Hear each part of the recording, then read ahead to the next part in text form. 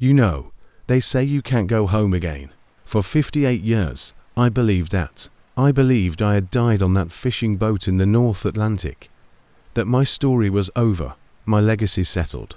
My name was Michael O'Connell, and I was a memory, a faded photograph in a dusty album, a man who left behind a young wife and 3 small children with nothing but a life insurance policy and a mountain of debt. But I was wrong, dead wrong. My name is Michael O'Connell. But for the last 3 decades, the world has known me as Michael King, the reclusive, self-made billionaire who built an empire from a single patent for a microfilter that cleans wastewater. A man with no past, a ghost with a bank account, and just 6 months ago, another ghost from that past, my past, reached out. It was my grandson, Carl. A letter, sent to my corporate headquarters, found its way to my assistant, who almost threw it away with the junk mail. But something, a whisper in my blood, maybe told her to open it. It was a plea, a shot in the dark. He wrote, "My family says my grandfather, Michael O'Connell, died at sea before I was born. But my mother, his daughter, she still talks about him. He's just away on a long trip."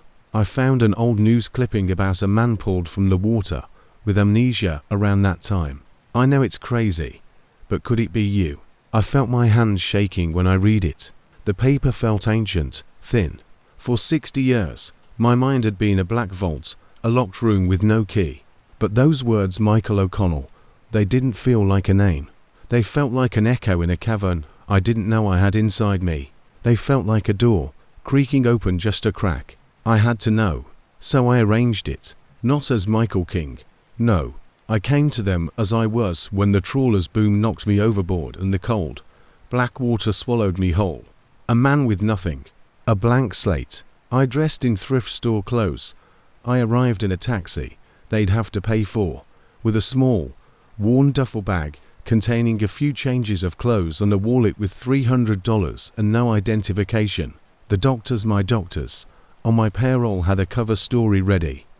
It'd been in a state care facility 4 decades, a John Doe, and recent database updates had finally matched my fingerprints. I stood on the porch of the house I built with my own hands 60 years ago.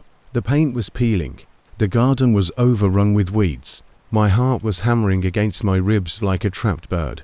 Carl answered the door. He's 24. He has my eyes. The same pale blue, the same stubborn set to them. I saw myself in him, and for a flickering second, a shard of memory pierced the fog.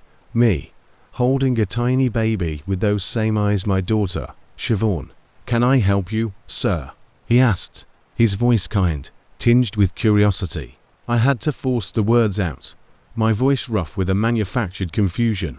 I think I might be lost. This feels familiar. And then my daughter, Siobhan, appeared behind him. She's 62 now, a grandmother herself. Her hair is grey, her face lined with a life I didn't share. But I saw the little girl in her instantly, the one who used to sit on my lap and demand stories about pirates. She looked at me, and her hand flew to her mouth. Her eyes, my eyes, widened in disbelief, then in a dawning, terrifying hope. "Da," she whispered, the word a fragile thing, breaking in the air between us. "Daddy." That one word, that tiny, seismic word, hit me with the force of a physical blow. I felt the world tilt. The black vault in my mind didn't just open, it shattered. A torrent of sensations, smells, sounds, the feel of her small hand in mine, the smell of her mother's perfume, the sound of my own laughter in this very hallway flooded me. I didn't have to act anymore. The staggering disorientation was real. I swayed on my feet, and Carl caught me, his grip strong and sure. "Whoa, easy there," he said, guiding me inside. "Mom, get him some water, quick." That was the beginning, the return of the prodigal father, the miracle. The newspapers ate it up. Local man, presumed dead since 1965, returns home with amnesia. For a week, it was a circus. My other children arrived. Patrick, my eldest, he's 65, a bloated, red-faced man who runs a failing car dealership. He clapped me on the back to hard, his eyes already calculating, sizing up the situation. the potential value of a returned father. And then there was Colleen, 58, sharp-faced and sharper-tongued, her perfume expensive, but her shoes worn down at the heels. She wept theatrical tears and called me daddy in a voice that greyed like nails on a chalkboard. But their tears dried up fast. The moment the reporters stopped calling, the real show began. They gathered me in Chauvon's living room, my living room, the one where he'd proposed to their mother. The air was thick with their greed, a smell far more potent and sour than the must of the old furniture. Patrick leaned forward, his elbows on his knees. So, Dad, it's a miracle. It really is. But we have to be practical. The life insurance payout from back then, that's long gone, of course. Mom, she had to use it to raise us. But there's the house. This place. It's paid for. It's in your name. Always has been. Colleen nodded, her lips a thin, tight line. We've been maintaining it 4 years, Dad. Taxes, roof repairs last year, a new water heater. It's been a burden. A real financial burden. I just sat there, playing my part, letting my gaze drift around the room as if I were a confused old man. Inside, I was ice. I was watching a play he'd written the first act for, and they were performing their roles perfectly. Siobhan was wringing her hands, looking uncomfortable. Pat, Colleen, not now. He just got home. Home to what? Siobhan. Colleen snapped, her mask of concern slipping for a second. A house that's falling down around our ears. We need to think about his care. Our inheritance. It's what he would have wanted if he'd been here all along. That was the phrase that did it. What he would have wanted. They had no idea what I wanted. They never had. Patrick pulled a folded sheaf of papers from his inside jacket pocket. I saw the words power of attorney printed at the top. My blood ran cold, but I kept my face a placid, bewildered blank. We just need to get things in order, Pop, Patrick said, his voice taking on a wheedling, condescending tone he must use on difficult customers. Make it easier for everyone. You just sign this little paper for me, and we'll take care of everything. All the boring adult stuff. You can just relax. He held out a pen. It was a cheap ballpoint, the kind banks give away for free. He was going to trade my life, my legacy, for the price of a cheap pen. Siobhan looked like she wanted to be sick. Kyle, who had been hovering in the doorway, took a step into the room. What is that, Uncle Pat? Kyle asked, his voice tight. It's nothing for you to worry about, kid, Patrick said, not even looking at him. Just a formality. Right, Dad? He pushed the pen toward my hand. I let my fingers tremble.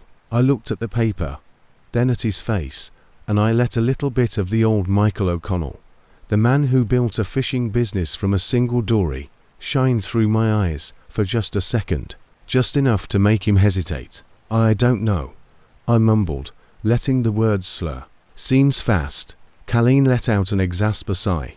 For heaven's sake, Patrick, he's not a child. Explain it to him. She turned to me, her smile brittle.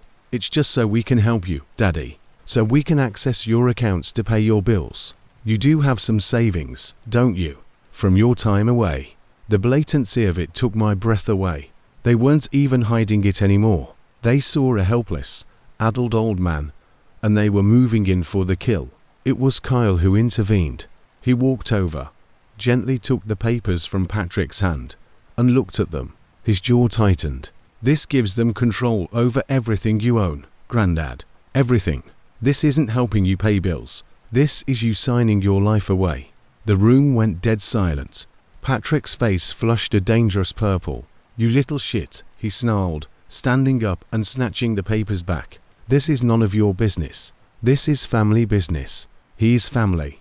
Siobhan cried, finally finding her voice. He's a kid who still lives in his mother's basement. Colleen shot back. What does he know about the real world? About the course of things. I watched it all unfold.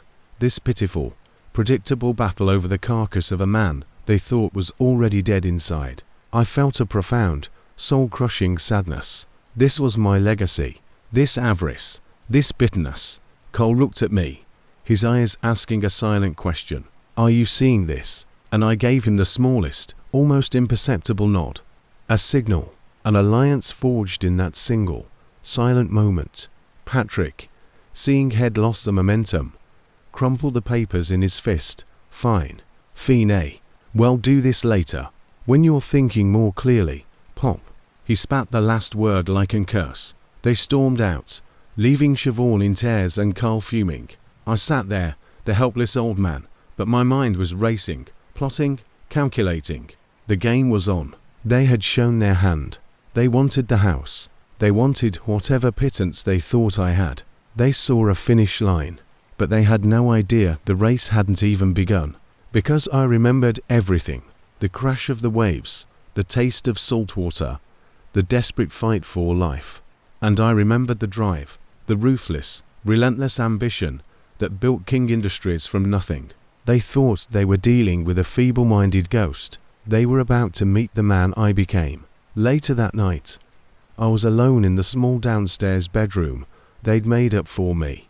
The house was quiet, but I could feel the tension humming through the floorboards. I heard the back door open and close softly. Footsteps. Too light to be Patrick's. I crept to my door and opened it a crack. It was Siobhan and Colleen, standing in the dark kitchen. Their voices low, venomous hissed whispers under the glow of the stove light. "We have to get him out of here." "Siobhan," Colleen was saying, "Hayes a liability. What if he needs round-the-clock care? Who's going to pay for that?" "You." "Hayes our father," Siobhan whispered back, but her voice was weak, defeated. "Hayes a stranger who looks like our father," Colleen hissed. "A stranger who is going to bleed us dry." Patrick found out something.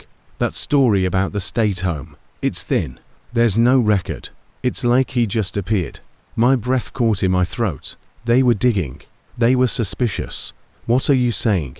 Siobhan asked, fear in her voice. "I'm saying maybe Hayes not who he says he is." Colleen's voice dropped even lower. A sinister, greedy whisper. "Maybe Hayes a con man.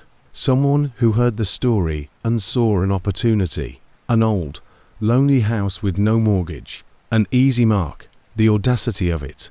The sheer, breathtaking gall. They were so corrupted by their own greed that the idea of a miracle was less plausible to them than the idea of a sinister plot against their what? Their magnificent inheritance of a dilapidated house. "We need proof," Colleen said. "We need to find out who he really is. And if he's not our father, then we have him arrested for fraud. And if he is," she paused, and the silence was heavier than any words. "If he is," Patrick's voice rumbled from the shadows near the back door. I hadn't even heard him come in. He stepped into the light, his face a grim mask. "If he is, then we need to have him declared incompetent. A danger to himself. We get him committed. We get the power of attorney by default. We sell the house, and we split the proceeds. It's the only way we all get what we deserve." I felt a cold fury settle in my bones. This was their plan. Not just to take my house, but to destroy me. To lock me away in an institution to get it. My own children. I closed the door silently, my hands steady now, my mind clearer than it had been in 60 years. The fog was gone, burned away by the white-hot fire of their betrayal. They wanted a war.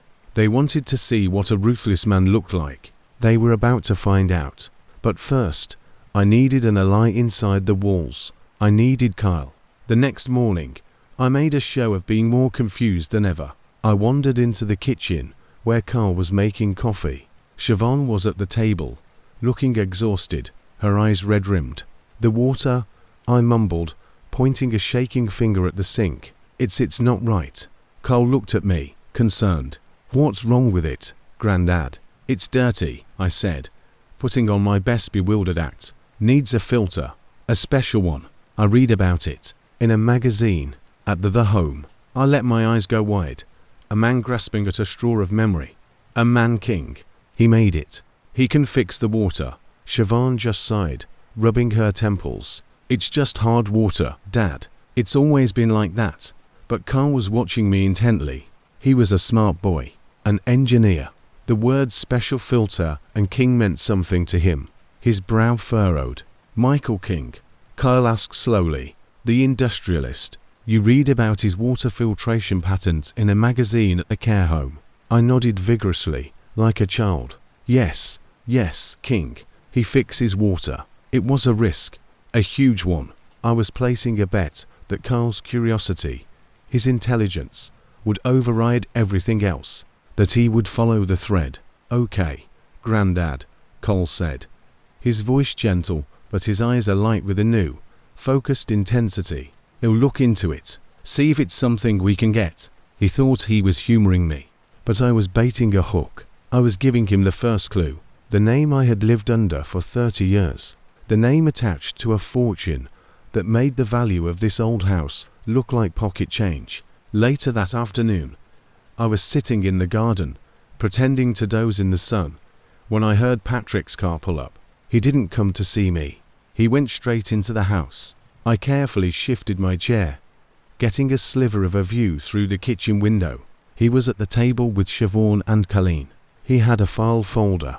My heart started to pound. It was happening faster than he'd anticipated. "It's not adding up," Patrick said, slapping the folder on the table. "We've got a guy at the records department. There's no John Doe matching his description transferred from any state facility in the last 6 months. Nothing. It's a dead end." Colleen's face was a mask of triumphant fury. "I knew it. I knew it. Hayes a fraud. A grifter. So what do we do?" Siobhan asked, her voice small and terrified. "We confront him," Patrick said, his voice grim. "We lay it out. We tell him we know Hayes not who he says he is. We give him a choice. He walks away quietly, right now, and we don't call the police. Or we have him arrested for attempted fraud, and whatever else we can stick him with. And if he's dead," Siobhan whispered. Patrick's face hardened. "Then Hayes a sick old man who's been through a trauma, and is clearly confused and a danger to himself. The result's the same. He leaves, one way or another. Siobhan, he leaves this house today." I felt a chill that had nothing to do with the afternoon breeze. Today, they were moving now. I had to move faster. Where was Kyle? As if on cue, I heard the back gate squeak. Cole came around the corner of the house. His face was pale. His eyes were wide. His hands were shaking. He was holding his phone. Had been researching. Had followed the thread. He looked at me, sitting in the garden, and his expression was a tumultuous storm of confusion, disbelief, and dawning, staggering comprehension. He had seen a picture. He had connected the name Michael King to the face of the reclusive billionaire, and he was looking at that face now, aged, weathered, but unmistakable. He opened his mouth to speak, but no words came out. Inside, Patrick stood up. "Enough waiting. Let's go get this over with." They were coming for me. Kyle and I stared at each other across the lawn. A silence, electric current passing between us. He knew.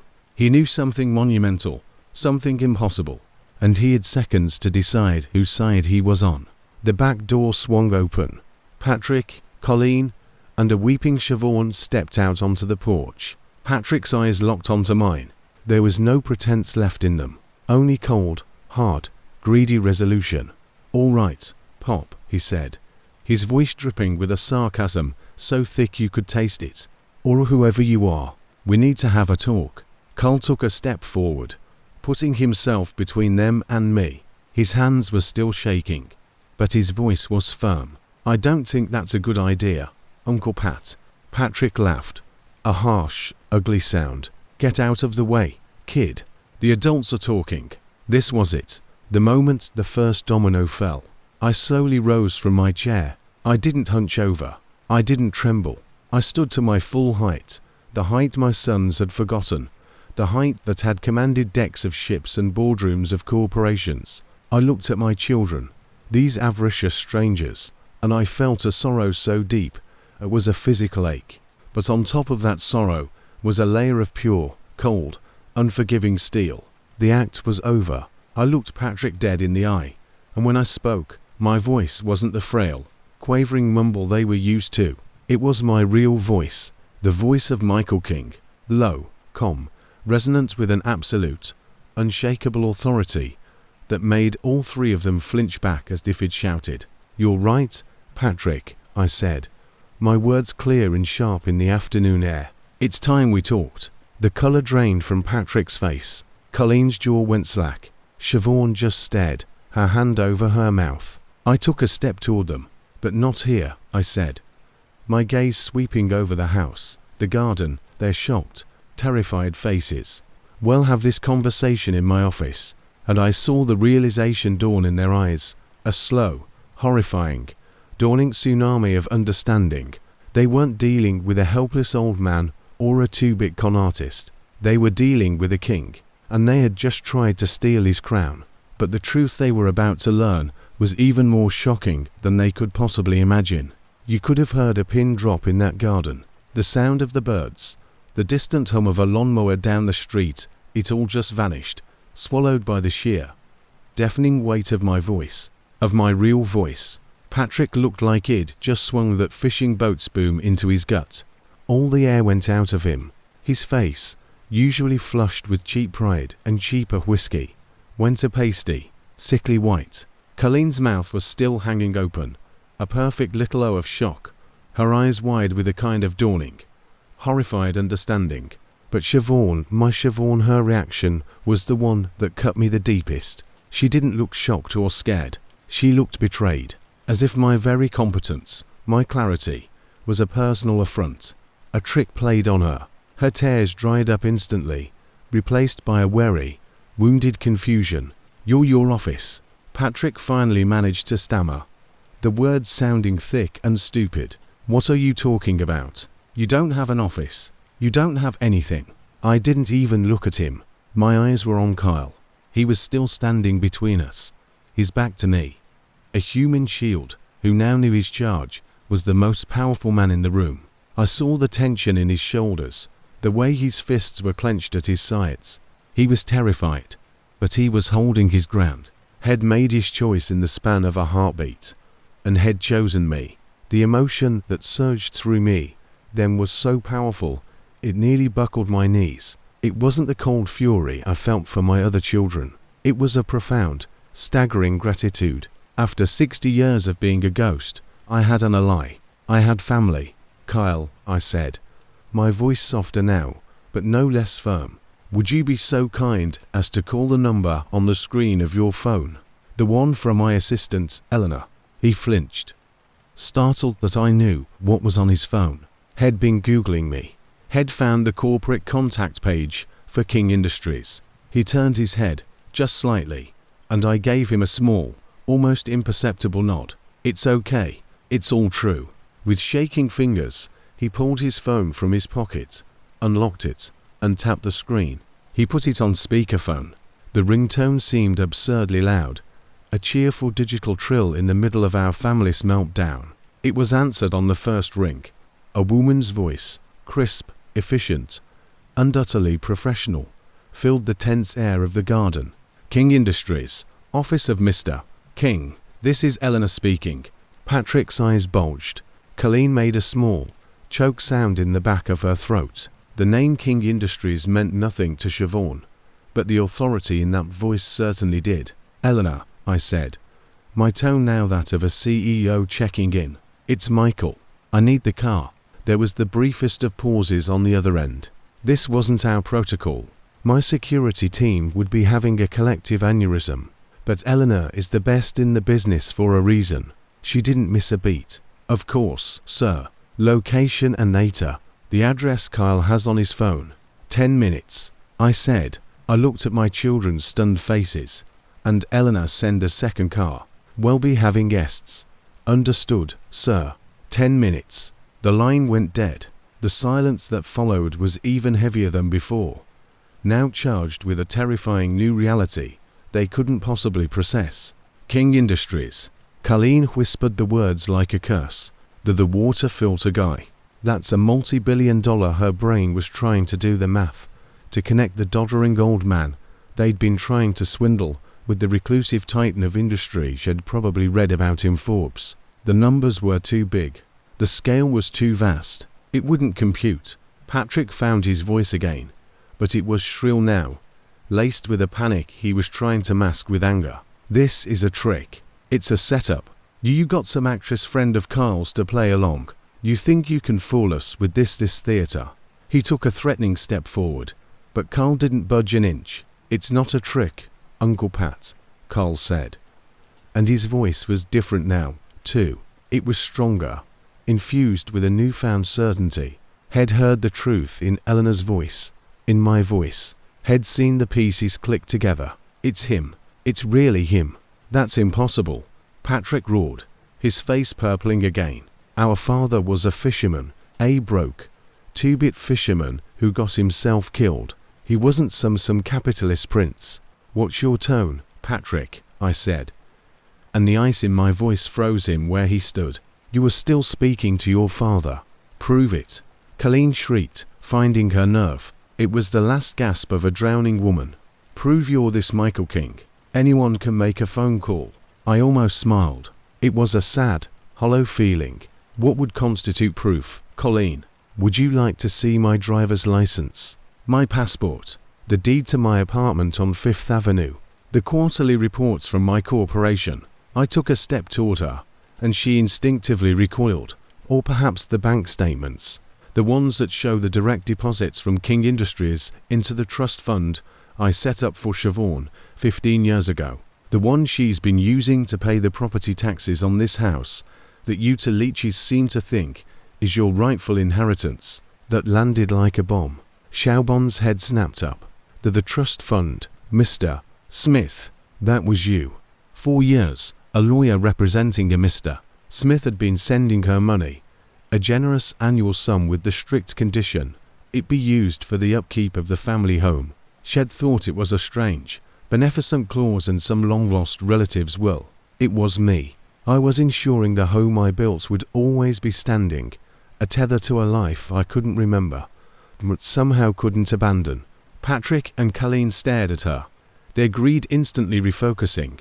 They'd had no idea. A trust fund, for Siobhan. The injustice of it, in their twisted minds, was palpable. You've been getting money, Patrick snarled, turning on his sister. All this time and you never said a word. You never asked. Siobhan fired back, her own anger finally sparking. You only ever asked what I could contribute. You never talked about what you could give. A low, deep purr echoed down the quiet street, growing steadily louder. It was the sound of serious, expensive German engineering to sleek, black Mercedes S-Class sedans, looking utterly alien on this modest, tree-lined road, glided to a silent halt at the curb. The doors of the lead car opened, and two large men in impeccably tailored suits got out. They didn't look like movie thugs, they looked like serious professionals. My head of security, Marcus, and his second. Marcus' eyes scanned the scene in the garden, the tense standoff, the shocked faces in a microsecond. His hand went subtly to the inside of his jacket, his posture relaxed but ready. He gave me a nearly imperceptible nod. Sir, your car is ready. The reality of it, the sheer, undeniable physical proof of those cars, those men, that deference, finally shattered the last of their denial. This was no act. This was real. Colleen's greed instantly morphed into a desperate, wheedling civility. Daddy, she simpered, taking a step toward me, her hands fluttering. We were just so worried about you. We didn't know we were just trying to protect you. But we're now trying to protect your perceived stake in a house you thought was the only prize on the table, I said, my voice flat and cold. I looked at each of them in turn.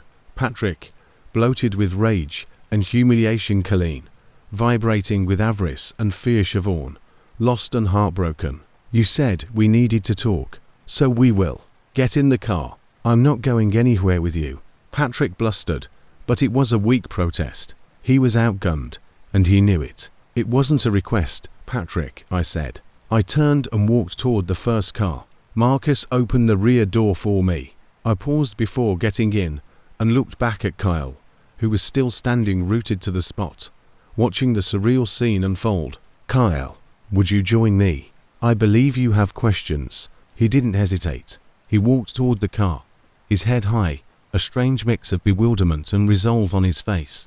He slid into the luxurious leather interior beside me. Marcus looked at my 3 other children, still standing shell-shocked on the porch. The second car is for you, he said, his voice a neutral, polite command that brooked no argument. He held the door open. Defeated, stripped of all their bluster and schemes, they shuffled forward like prisoners walking to a dock. Siobhan got in first, her face pale. Colleen followed, her eyes darting around, already trying to calculate the value of the car's interior. Patrick got in last, his body language a storm of impotent fury. The doors closed with a soft, expensive thud. The world inside was silent, cool, and smelled of lemon-scented leather. We pulled away from the curb, from the house I built, from the life they thought they knew. Carl was staring out the window, watching his childhood street blur past. He was breathing deeply, trying to keep it together. I felt my hands shaking when I saw the picture online. He said quietly, not looking at me, "It was you. Older, sharper, in a suit that probably costs more than my car. But it was you. I can't how." So I told him.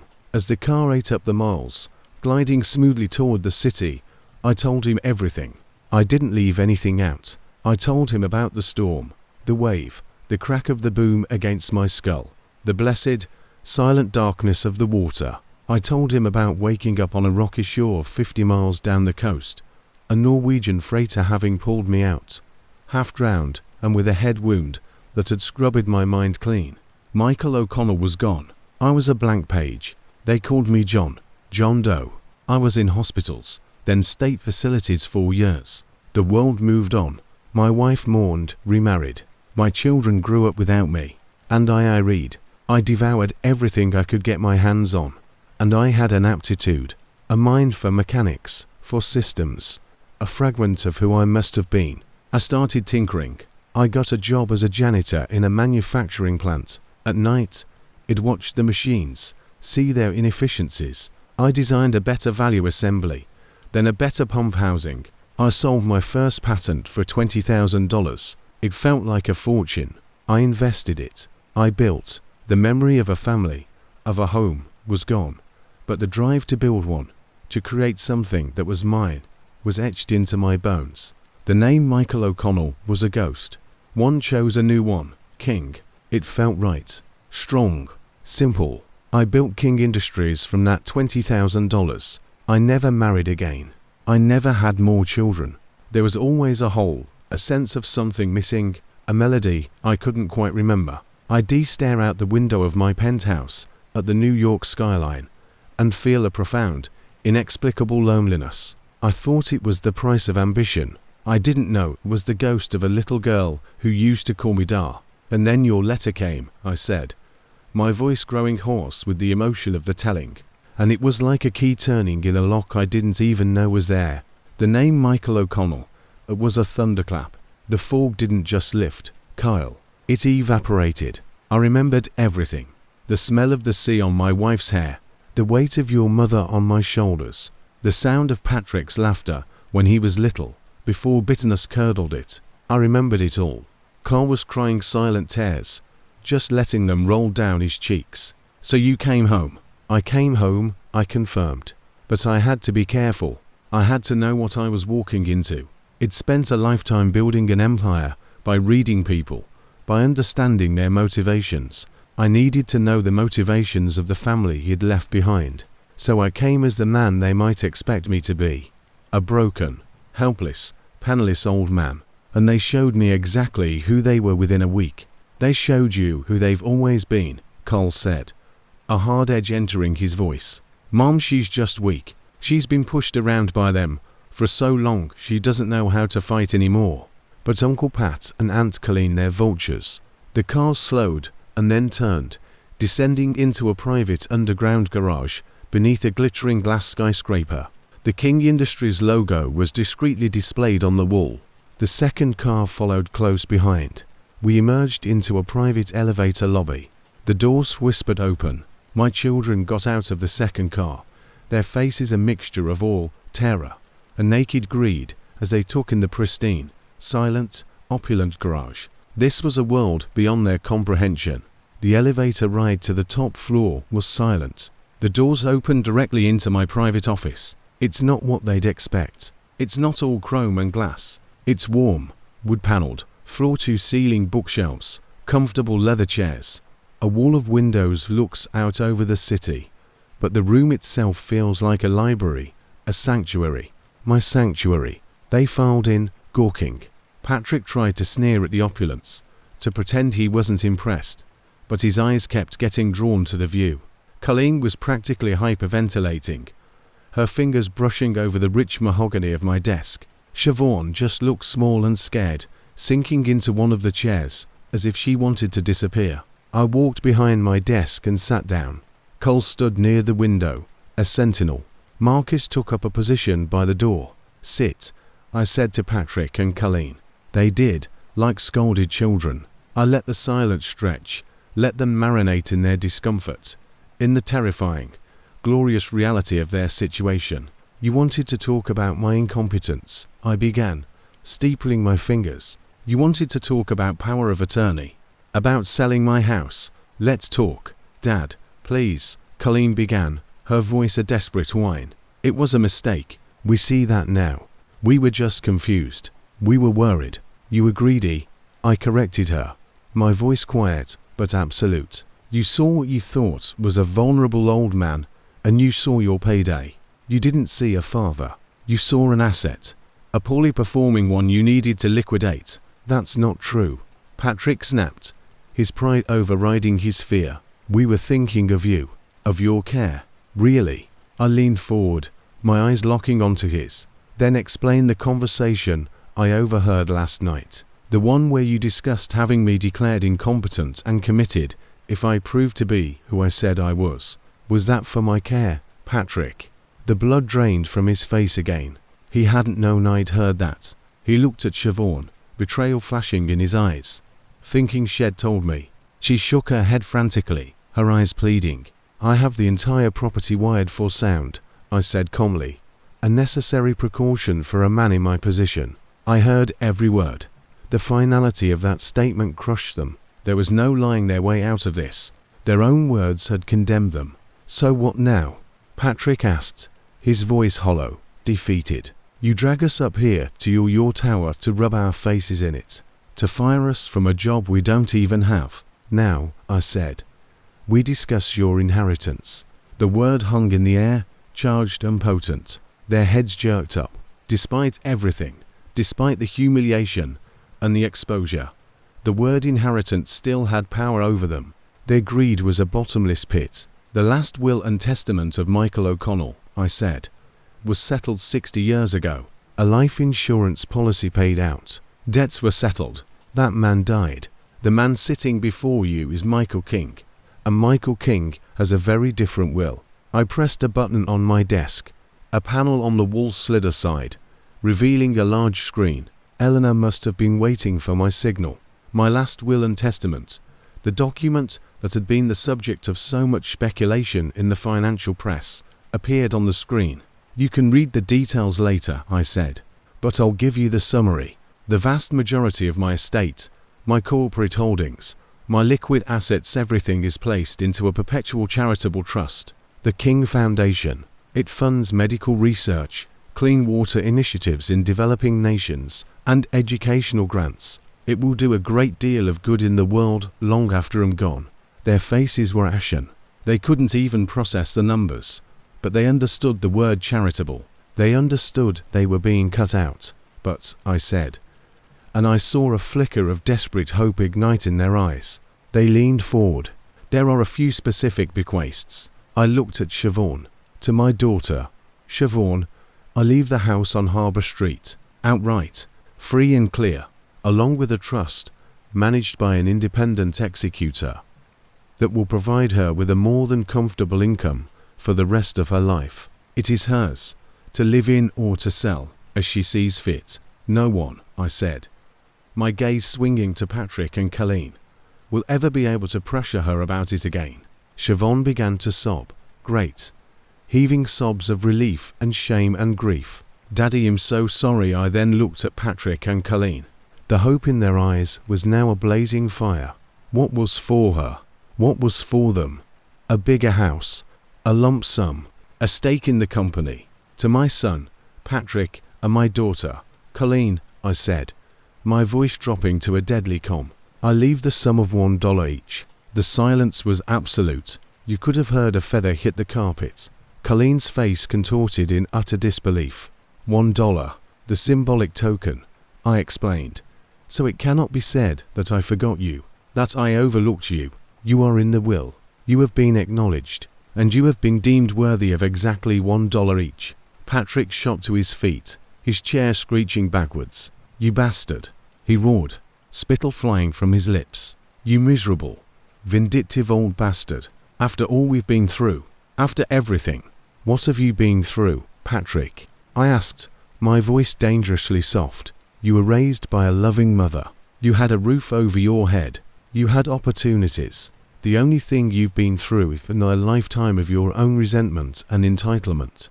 And that is not an inheritance I can fix. I'll fight this, he screamed, pointing a trembling finger at the screen. I'll take this to every court in the country. I'll tell them you're senile, that this cold kid manipulated you. I'll drag your precious reputation through the mud. I smiled. It was a cold, sharp smile. You're welcome to try. MY legal team is on retainer. They are exceptionally bored and exceptionally expensive. They will bury you in motions until your grandchildren are old and grey. You'll spend every penny you ever hope to have, and you will lose. But by all means, Patrick, please, give them something to do. He stood there, chest heaving. His entire world, his entire future, collapsing into ash around him. He had nothing, no threat, no leverage, no play left. He was looking at a fortress, and he had a teaspoon to dig through its walls. He turned on his heel, shoved past Marcus, and stormed out of the office, his screams of rage echoing down the hall before the elevator door swallowed them.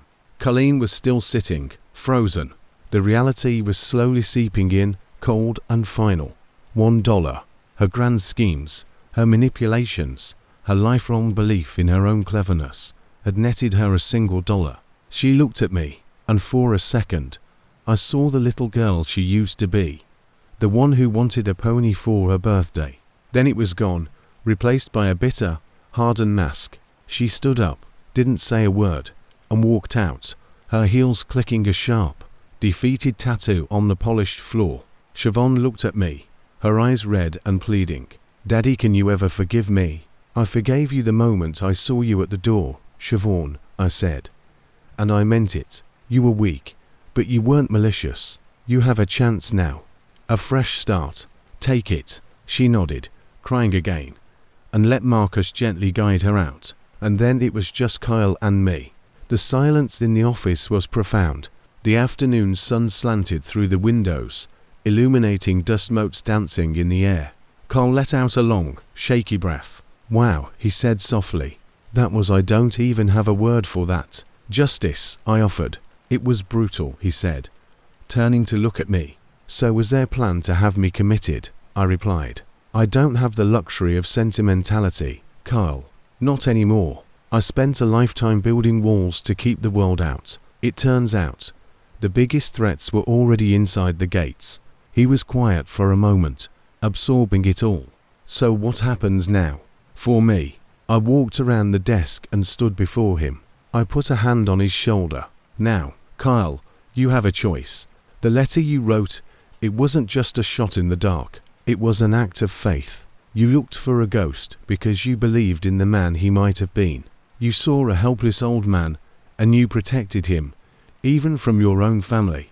That takes a strength and a character that is rarer than any fortune. I took a deep breath. The King Foundation needs a director, a young man with a moral compass, with engineering knowledge, with a heart. It needs someone who can decide which clean water projects to fund, which medical research to support. It's a big job, a lifelong job. It's yours, if you want it. He stared at me, utterly speechless. I wasn't offering him money. I was offering him a purpose, a legacy. I don't know what to say, he stammered. Say you'll think about it, I said. There's no rush. We have time. And for the first time in 60 years, I truly felt that we did. The past was settled. The threats were neutralized. The future was open. But I was wrong, dead wrong. The past wasn't done with me yet, because as I stood there with my grandson, feeling a peace I hadn't known in a lifetime, my phone vibrated on the desk. It was a message from Eleanor. The subject line made my blood run cold. It read, urgent, press inquiry regarding Margaret O'Connell. Margaret, The name hit me with the force of a physical blow, knocking the air from my lungs. For 60 years, she had been a ghost, a beautiful, painful memory locked in the vault of my amnesia.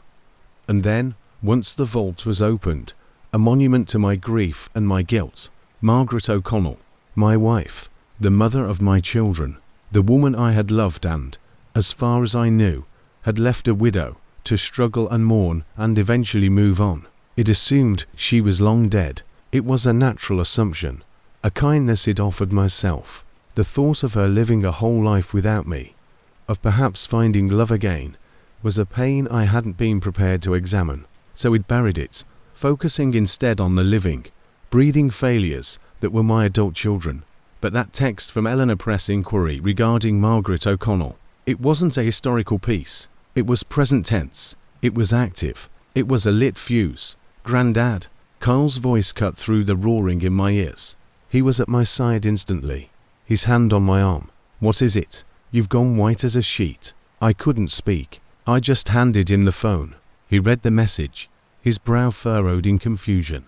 Margaret, that was your first wife. Grandma. I managed to nod, my throat to type 4 words. But he didn't finish the sentence. The assumption was the same as mine. What kind of press inquiry? That was the question, wasn't it? The one that sent 1,000 terrifying scenarios spinning through my mind. Had they found her grave? Were they doing some morbid retrospective on the widow of the man who came back from the dead? Or was it something else? Something impossible? My fingers, which had been steady through the confrontation with my children, now trembled as I called Eleanor back. I put it on speakerphone for Carl. Eleanor, details, now. My voice was a rasp. Sir. Her tone was even, but I could hear the underlying concern. A reporter from the Boston Globe. Hayes working on a feature tied to your reappearance. Hayes been digging into the historical records. He says Hayes found a discrepancy. What kind of discrepancy? I demanded, my heart hammering against my ribs. Regarding the death of Margaret O'Connell, Eleanor said, and each word was like a hammer strike. Sir, according to his research, there is no death certificate.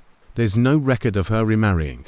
There's a paper trail that goes cold about 10 years after your disappearance. Hayes implying, Hayes asking if it's possible she's still alive. The world tilted. I gripped the edge of my desk to keep from falling. Carl's hand tightened on my arm, holding me upright. Alive. The word was a seismic shock, rearranging the entire landscape of my past, my present, my future. If she was alive, where had she been? Why had she never contacted the children? The questions were a torrent, a dizzying, terrifying flood. Shut it down, I heard myself say, the CEO instinct taking over. The need to control the narrative, to lock down the threat. Eleanor, I don't care what it costs. Buy the paper if you have to. That story does not run. Sir, that might be difficult. Hayes a reputable journalist, and if she's alive, suppressing the story could be seen as I know what it could be seen as. I snapped, then immediately regretted it. I'm sorry, Eleanor. Just do what you can. Delay him. Obfuscate. Buy me time. Understood, sir. I ended the call. The silence in the office was deafening. Carl was staring at me, his young face etched with a confusion that mirrored my own. She could be alive, he whispered, the concept too enormous to process. All this time, I don't know, I said, my mind racing, trying to piece together the fragments I now owned. After I was gone it was hard. The life insurance paid the debts, but there was little left. She worked, she raised them alone. Siobhan said she said her mother was sad for a long time. Then she got sick. That's what they always told me. She got sick and she died. I never questioned it. Why would I? But now I was questioning everything. Every story they'd ever told me about the past. If they had lied about their own greed, their own characters, what else had they lied about? A cold dread began to coil in my stomach. A serpent of suspicion. Patrick and Colleen. They had just been publicly disinherited, humiliated, and thrown out of my office. They were angry, desperate, and vindictive, and they held a piece of this puzzle. They had lived those years with Margaret. They knew the truth. They lied, I said. the realization dawning with a horrifying clarity. They must have. Siobhan was too young to remember clearly. But Patrick, he was 7 when I was lost. Colleen was 5. They would remember their mother's death. They would remember her funeral. Kyle's eyes widened. You think they lied about her dying? I think, I said, the ice returning to my veins, colder and harder than before, that we need to pay another visit to your Uncle Patrick. And this time, we're not going to ask Nursley. The rage that had been simmering since he'd overheard their kitchen conversation was now a rolling boil. This wasn't just about money anymore. This was about a woman I had loved. This was about stealing a mother from her children. This was about a lie so profound, so monstrous, that it made their financial scheming look like child's play. We didn't take the Mercedes. We took something far more persuasive. I had Marcus drive us in the blacked-out Navigator I used for less public occasions. It felt more appropriate for the kind of conversation I intended to have. The ride to Patrick's house was silent. Cole stared out the window, his mind undoubtedly reeling. I sat in the back, my fists clenched, watching the familiar streets of my old town blur past, seeing them now through a lens of pure, undiluted betrayal. Patrick lived in a large, showy McMansion on the outskirts of town, a testament to the success he pretended to have. The lawn was perfectly manicured. The SUV in the driveway was new and shiny. All for sod. I knew from my own discreet inquiries that the house was heavily mortgaged. The dealership was one bad quarter away from collapse. Marcus pulled into the driveway, blocking Patrick's car. We didn't get out immediately. I turned to Kyle. What you're about to see might be ugly, I said. The man you're going to meet in there, that's the real Patrick. The one he hides behind the bluster and the bad suits. You don't have to come in. Cole met my gaze, his own eyes hard. Yes, I do. We got out. One didn't ring the bell.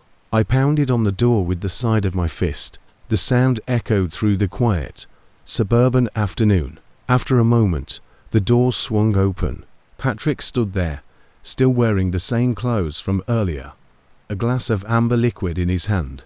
His eyes were red-rimmed and furious. When he saw it was me, his face contorted into a mask of pure hatred. You, he snarled. You've got a hell of a nerve coming here. Get the hell off my property before I call the cops. Call them, I said, my voice low and dangerous. I'd love to have them here for this conversation. It might save me a phone call later. I didn't wait for an invitation. I pushed past him into the house. It was as tasteless on the inside as it was on the outdoor chrome, glass, and fake Italian furniture. The air smelled of stale cigar smoke and failure. What do you want? Patrick demanded, slamming the door shut. Come to gloat, to show off how rich you are. Well, congratulations, you win. Now get out. Where is she, Patrick? I asked, getting directly in his face. Marcus had followed us in and stood by the door, a silent, imposing presence. Where's who? Your babysitter, he sneered, gesturing toward Marcus. Your mother, I said. And the words hung in the air, sucking all the sound from the room. Patrick's bravado flickered, just for a second. A crack in the armor, a flicker of something else, fear, in his eyes. But he recovered quickly, puffing out his chest. She's dead. You know that. We all know that. She died of pneumonia when I was 16. What? Is your memory going again, old man? There's no death certificate, I said, watching him closely. This time, the flicker was more pronounced. His eyes darted to the side. He took a swig of his drink. So, it was a long time ago. Records get lost. What is this? Some kind of trick? A reporter from the Globe found the records. I lied, embellishing Eleanor's report to probe his reaction. He found everything. The hospital admissions, the lack of a death certificate, the bank transfers. The color drained from Patrick's face. The glass in his hand trembled. Bank transfers. What bank transfers? I was bluffing, fishing in the dark, but his reaction told me I'd hit on something real. The money, Patrick, I pressed, taking a step closer, my voice dropping to a menacing whisper. The money you and Colleen sent her to keep her quiet, to keep her away. How much was it? How much was your mother worth? You're insane, he shouted, but it was a desperate, panic sound. "You're a sick, insane old man. Get out of my house. Not until you tell me the truth," I roared, my own control snapping. 60 years of loss, of confusion, of betrayal, finally erupted. "What did you do? Did you put her in some home? Did you pay her off to disappear? Tell me." It was Kyle who saw it first. His eyes were scanning the room, the evidence of a life built on lies. They landed on a small, framed photograph on the bookshelf. It was a picture of Patrick and Colleen as teenagers, standing with a woman. She was turned slightly away from the camera, but you could see her profile. She was thin, her hair was grey, but she was smiling. It wasn't a picture from their childhood. Patrick was at least 16 in the photo. Colleen was 14. "Grandad," Cole said quietly, pointing. "Look." Patrick followed his gaze. His face went from white to a sickly grey. He lunged for the photograph, but I was faster. I snatched it from the shelf. I stared at it. The woman was older, worn down by a hard life, but there was no mistaking her. The curve of her cheek, the light in her eyes, it was Margaret, my Maggie, alive, and standing with her teenage children. The world narrowed to that single image. The Lee was no longer an abstract concept. It was here, in my hands, smiling out of a cheap frame. I felt a pain in my chest, so acute I thought my heart would stop. I looked from the photograph to my son's terrified face. "She was alive," I whispered, the words tearing from my throat. "You knew. You both knew. All this time. You let me mourn her. You let Siobhan mourn her. You told us she was dead." The horror of it was so vast, so deep. It was almost beautiful in its cruelty. Patrick crumbled. The anger drained out of him, replaced by a pathetic, snivelling fear. He sank onto his ugly leather sofa, his head in his hands. "It wasn't like that," he mumbled into his palms. "Then what was it like, Patrick?" I asked, my voice terrifyingly calm. "Explain it to me. Make me understand how you could do this to your own mother, to your family." He looked up, his eyes pleading now. "She was sick, okay, but not like that. Not pneumonia. It was her mind. It started after you were gone. The grief, it broke her. She'd have good days, then bad days. Then the bad days became weeks. She'd forget things. She'd wander off. She'd call out for you in the night." He took a gulping breath. "We were kids. Colleen and I, we were trying to finish school, trying to hold it together. Siobhan was too little to understand. It was a nightmare. We couldn't take care of her. We couldn't afford a proper facility. There was a place, a private home upstate. It was all we could manage. We visited. We sent money when we could. You sent her away," I said. The words flat, dead. "We had no choice," he wailed, a desperate justification. What were we supposed to do? Ruin our lives too? We were just kids. "You were not just kids when this picture was taken," I shot back, thrusting the photo at him. "You were not just kids for the last 40 years. You built your lives. You had families. And you left her there. You told everyone she was dead because it was easier, because you were ashamed. The truth was out, uglier than I could have imagined. They hadn't murdered her. They had done something, in its way, worse. They had erased her. They had buried her alive in some forgotten institution and told the world she was in the ground. The convenience of it was breathtaking. Where is she now?" I asked, my voice like iron. Patrick shook his head, sobbing now, a broken, miserable wreck. "I don't know. I swear. The home closed down 20 years ago. We lost touch. We sent the final payment, and that was it. We assumed she'd passed away by now. You didn't care enough to find out," I said. It wasn't a question. He didn't answer. He didn't need to. I felt a hand on my shoulder. Kyle. His face was pale, but his eyes were filled with a determined fire. "Well, find her," he said, his voice firm. "We have resources now. Well, find her." I looked at my grandson, at the strength and decency in his face, and it was the only thing keeping me from collapsing under the weight of this new, horrific revelation. I turned back to Patrick, who was now just a puddle of self-pity on an expensive sofa. The rage was gone, replaced by a vast, immeasurable disgust. "You are a pathetic little man, Patrick," I said, my voice devoid of all emotion. You and your sister. You were given a mother, and you threw her away like garbage. You were given a second chance with a father, and you tried to steal from him and have him locked up. You have nothing, and you deserve nothing. I turned to leave. I had what I needed. The hunt could now begin. Wait, Patrick cried out, scrambling to his feet. You can't just leave. What about me? What about Colleen? You can't cut us out. We're your children. We deserve something. I stopped at the door and looked back at him. The sheer, unadulterated audacity of it, the bottomless sense of entitlement, was almost impressive. You deserve the life you built for yourself, Patrick, I said.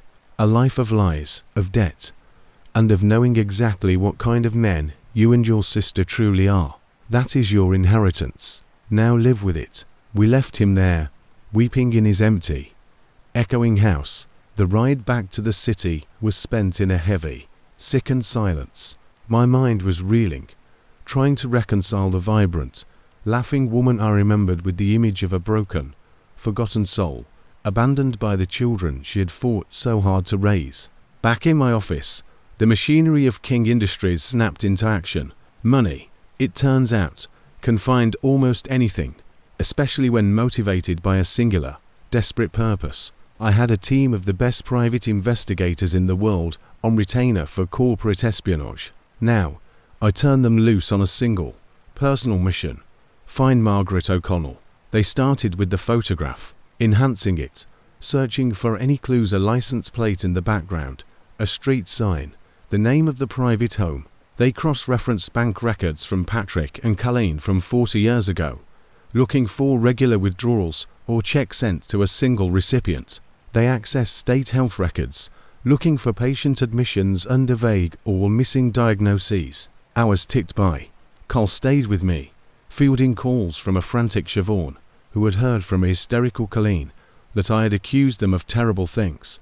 We didn't tell her the truth. Not yet. She couldn't handle it. Not until we knew for sure.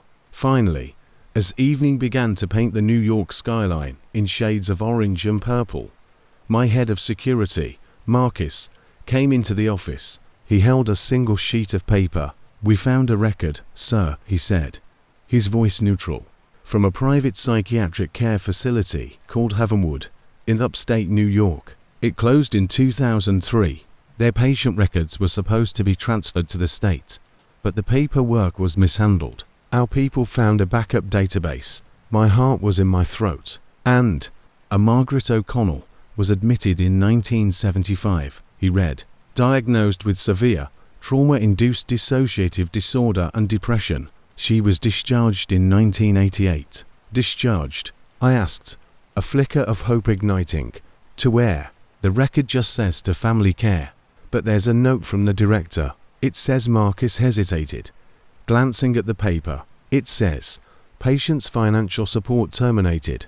Family unresponsive to inquiries. Patient transferred to state-funded facility. The flicker of hope died, replaced by a cold dread. Which one? I whispered.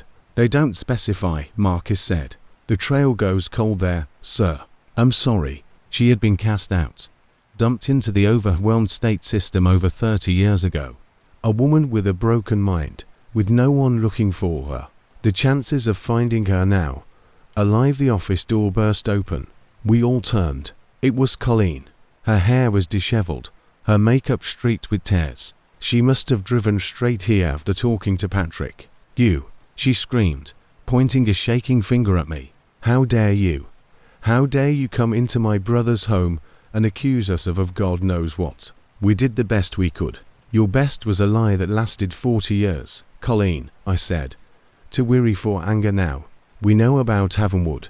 We know you stopped the payments. We know you left her to the state. The fight went out of her. She swayed on her feet. It was expensive, she cried, her voice a wail of pathetic justification. Patrick's business was failing. My husband left me. We didn't have the money. What were we supposed to do? You were supposed to be her children, Carl shouted, the words exploding from him with a fury I hadn't known he possessed.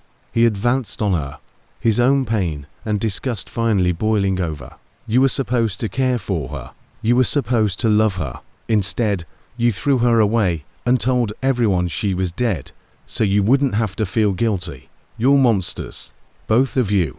Colleen shrunk back from him, from the truth in his words. She looked at me, her eyes begging for absolution I would never give. She's probably dead anyway. Colleen mumbled, a final, defensive cruelty. She would be ancient. She's better off. That was it. The final straw. The last, vile utterance that sealed her fate forever in my eyes. I walked to my desk, my movements slow and deliberate. I opened a drawer and pulled out a checkbook. I wrote a figure on it, signed it with a flourish, and tore it out. I walked over to Colleen and held it out to her. She looked at it, her greed momentarily overriding her fear. Her eyes widened at the amount. It was more money than she'd ever seen. What's this? She stammered. It's what you've always wanted, I said, my voice cold. It's your share. Take it. A slow, cunning smile spread across her face. She thought she'd won. She thought her performance had worked. She reached for the check. I pulled it back just before her fingers could touch it. There's a condition, I said. Her smile faltered. What condition? I held her gaze, pouring every ounce of my contempt into my words. The condition is that you take this money, and you never, ever speak to me, or to Kyle, or to Siobhan ever again. You are dead to this family. You are nothing. This money is your price. Now take it, and get out of my sight. The choice was laid bare before her. Her mother, or the money. Her family, or a check. She hesitated for only a second. A single, telling second. Then she snatched the check from my hand, clutched it to her chest, as if it were a precious child, turned, and fled the office without a backward glance. I stood there, watching the empty doorway, feeling a hollow victory. I had finally, truly, seen the last of her. Carl was staring at me, a look of shock on his face. You paid her off. I freed us from her. I corrected him. It was the cheapest way to be rid of the poison. Now, we have more important work to do. I turned to Marcus. The state system. There has to be a way to track her. I don't care if you have to subpoena every nursing home in New York. Find her. But as Marcus nodded and left, a new fear began to gnaw at me. We were looking for a ghost in a system known for losing people. The odds were astronomical. The phone on my desk rang. It was Eleanor. Sir, she said, her voice tight. I've stalled the reporter as long as I can. Hayes running the story tomorrow. Hayes found a current lead. He claims to have a source who says they've seen a woman matching Margaret's description in a state-run facility in the Bronx. The Willows. The Willows. It was a name synonymous with neglect. The last stop for those with nowhere else to go. My blood ran cold. The press was about to descend on the most vulnerable woman in the world and rip the scabs off a wound that had never healed. They would exploit her. My story. Our tragedy. 4 clicks and headlines. One had to get to her first. I had to find her before the vultures did. I looked at Kyle, his face a mirror of my own determination and dread. Get the car, I said, my voice rough with emotion. We're going to the Bronx.